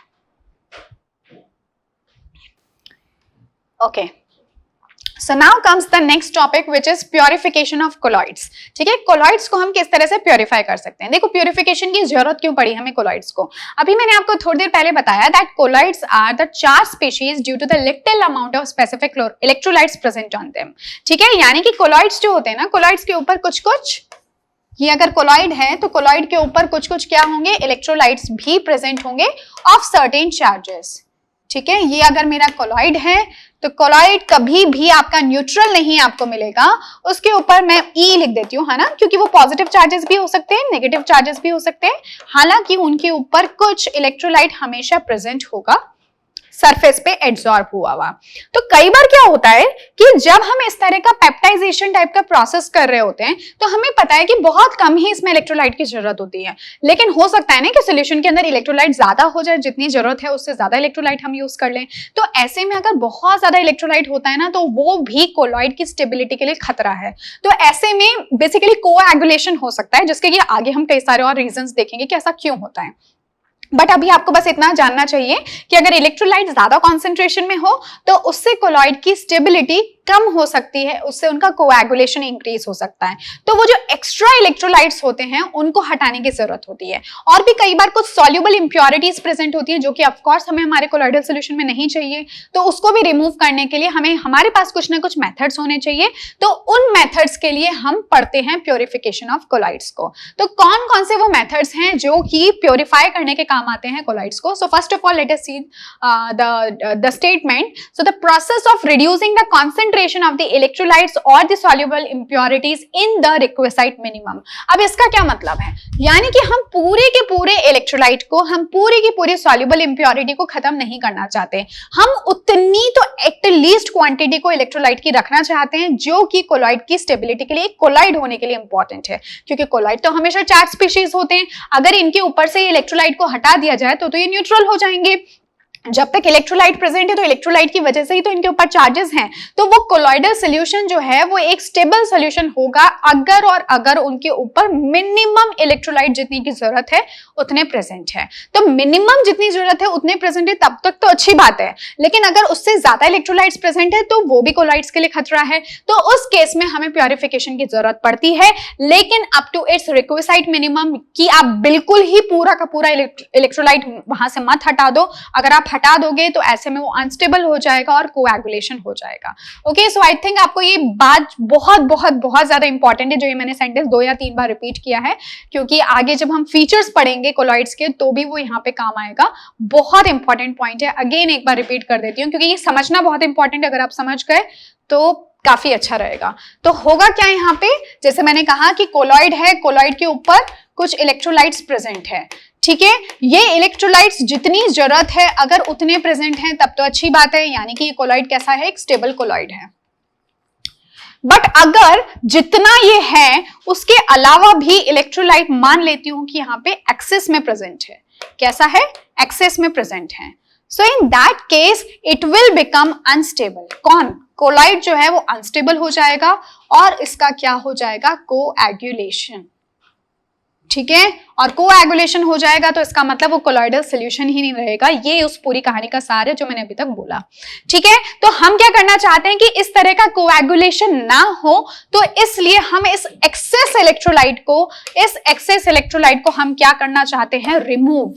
हम इसको यहां से रिमूव करना चाहते हैं. और इसको रिमूव कैसे करेंगे, by using the purification methods. उसके लिए हमें क्या यूज करना पड़ेगा, हमें यूज करने पड़ेंगे प्योरिफिकेशन मेथड्स. और वो कौन कौन से प्योरिफिकेशन मेथड्स होते हैं, तो वही प्योरिफिकेशन मेथड्स अभी हम डिस्कस करेंगे. उनमें से एक है डायलिसिस, उनमें से एक है इलेक्ट्रोडायलिसिस और एक है अल्ट्रा फिल्ट्रेशन, जिनकी की हमें बात करनी है. Okay, so let us first of all discuss about the dialysis. देखो, डायलिसिस नाम आप लोगों ने पहले भी कभी ना कभी जरूर सुन रखा होगा. अगर आपके घर में कोई किडनी पेशेंट है, या वैसे भी सुन रखा होगा कि किडनी पेशेंट्स जो होते हैं ना उनको डायलिसिस पे रखा जाता है. क्या होता है डायलिसिस का मतलब, देखो डायलिसिस का मतलब अगर हम पेशेंट्स की उसमें बात करें तो डायलिसिस क्या होता है पेशेंट्स के केस में, यानी कि किडनी डायलिसिस कह देती हूँ उसको, किडनी डायलिसिस, है ना. हमारी किडनी काम क्या करती है, किडनी ये काम करती है कि जो भी हमारी बॉडी में इम्प्योर ब्लड होता है ना, टाइम के साथ में जो भी हम खाते पीते हैं उसके साथ में, प्लस हमारी बॉडी का जो बहुत सारा एक्सक्रीटा होता है उसके साथ में कई सारे वेस्ट चीजें होती हैं, तो उनकी वजह से ब्लड तो इम्प्योर होता रहता है। तो ये इम्प्योर ब्लड जो है ये जाता है किडनी के पास में, हमारी बॉडी में जो किडनी होती है उसके पास में जाता है। किडनी के अंदर अल्ट्रा फिल्ट्रेशन प्रोसेस होता है, मतलब बहुत माइन्यूट लेवल पे, बहुत फाइन लेवल पर यहां पर फिल्ट्रेशन होता है, ठीक है।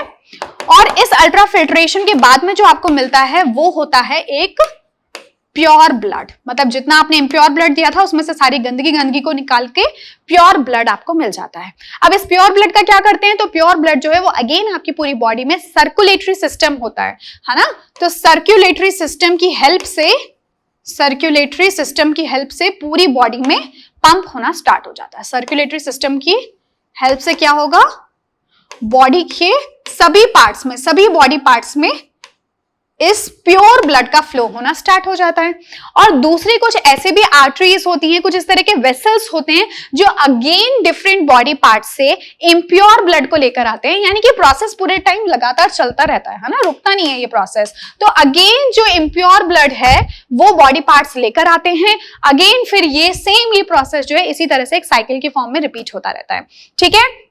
तो जो किडनी पेशेंट्स होते हैं उनके लिए हम कहते हैं कि उनका किडनी फेल हो गया।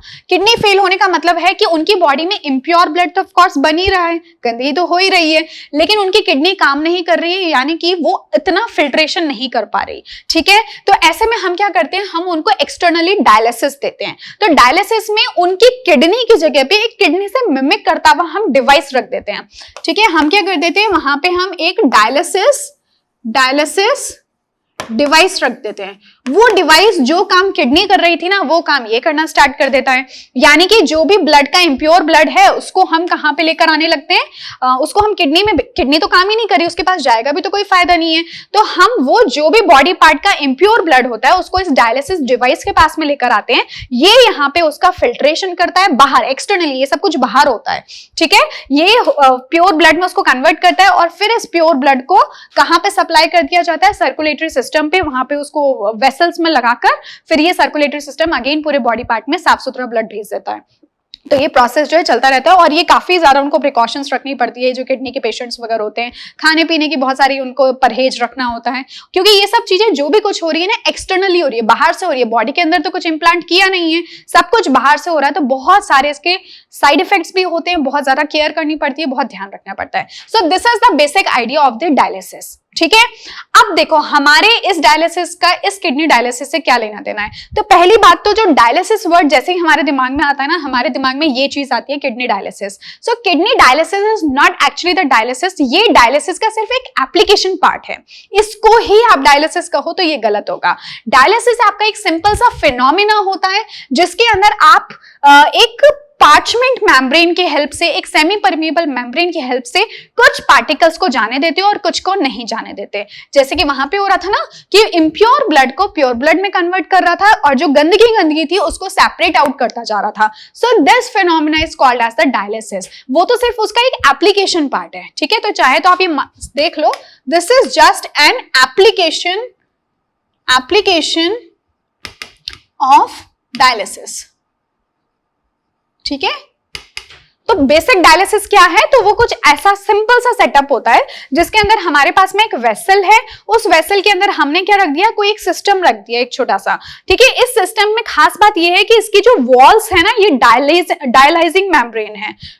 डायलाइजिंग मेम्ब्रेन का मतलब हो गया, आप कह सकते हो सेमी परमिएबल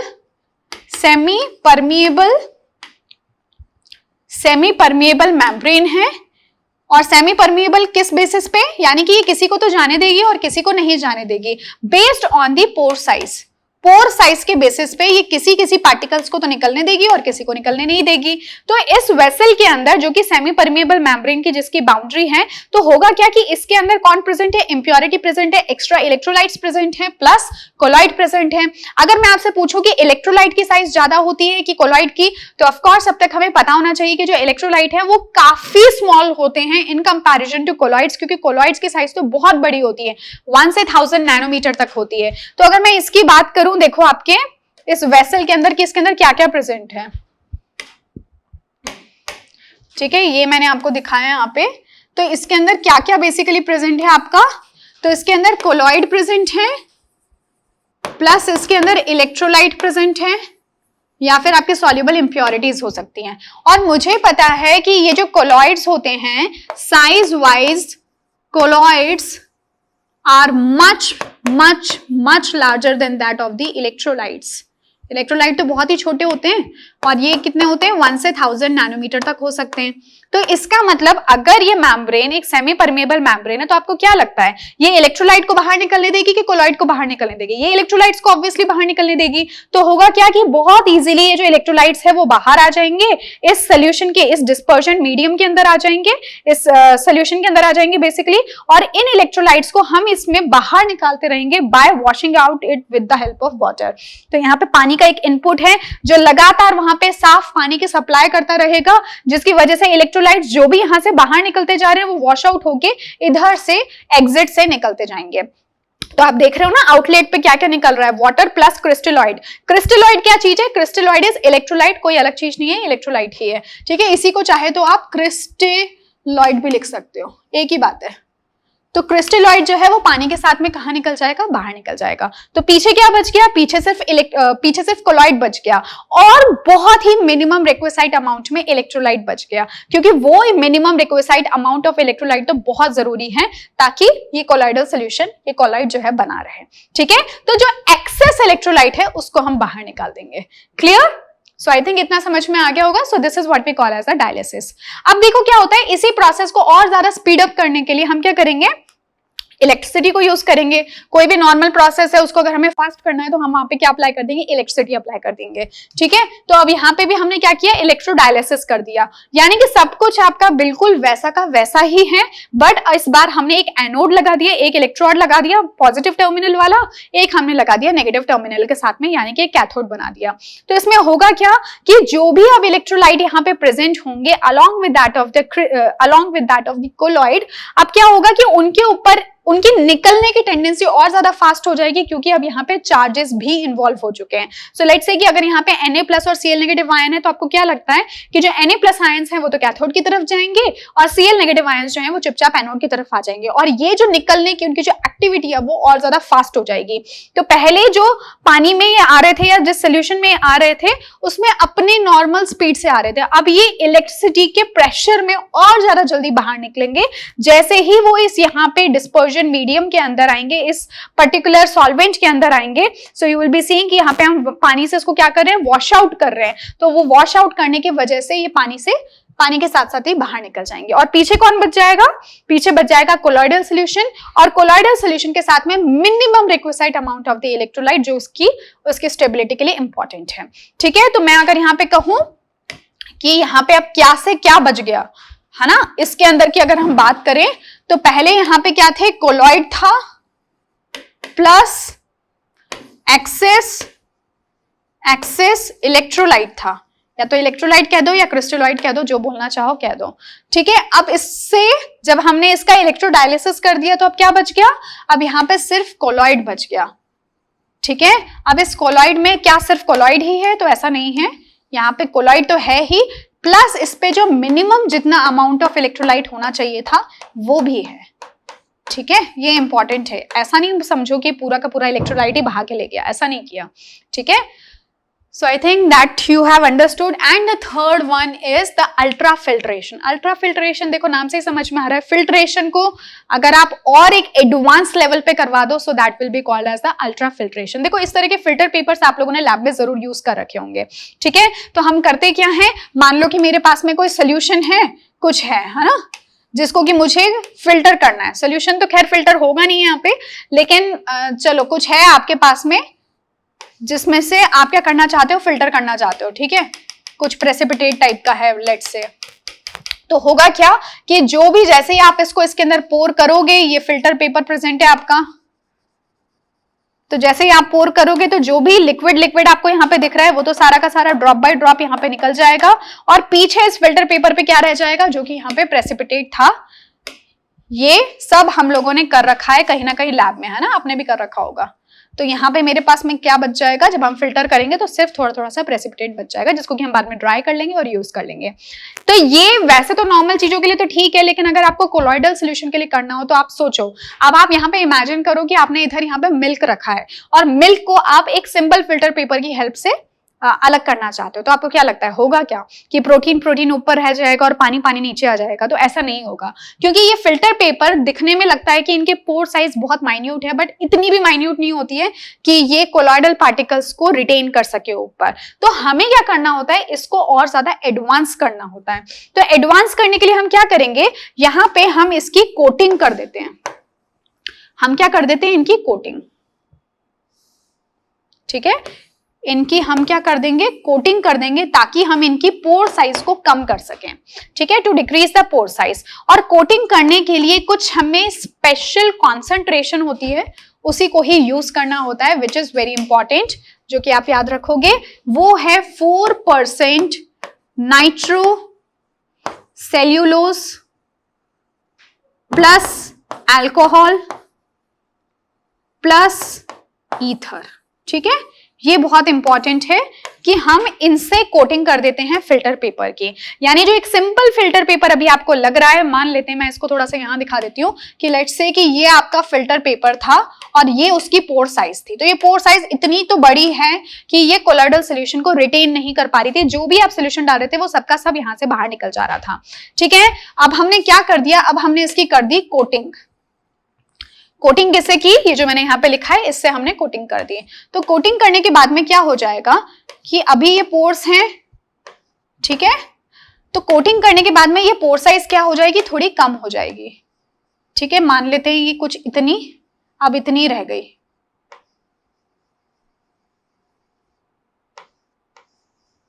ठीक है। ऐसा सबको फिल कर लो बैठ के,